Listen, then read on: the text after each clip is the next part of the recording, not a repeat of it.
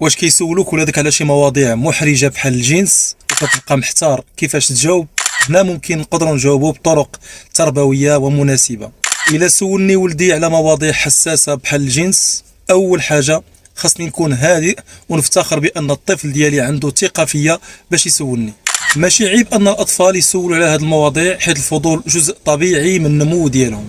مهم اننا نبقاو هادئين ونعطيو احساس بالامان باش يسول بحريه.